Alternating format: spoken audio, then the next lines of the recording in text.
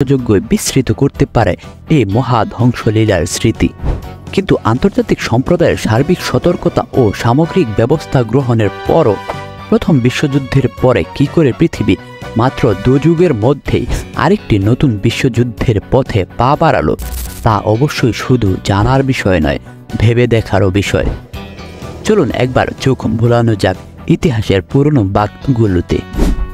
1930-এর গোড়া থেকে ইউরোপ ও এশিয়ার আন্তঃরাষ্ট্রীয় পরিস্থিতি ক্রমশ উত্তেজিত হয়ে উঠতে থাকে।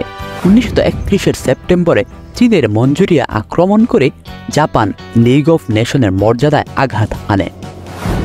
জাপানের এই অন্যায় আগ্রাসনের বিরুদ্ধে কার্যত কোনো ভূমিকা নিতে পারেনি লিগ অফ নেশনস।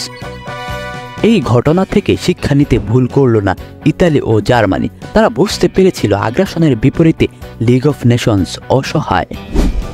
এমনকি ইউরোপের বৃহৎ শক্তিবর্গ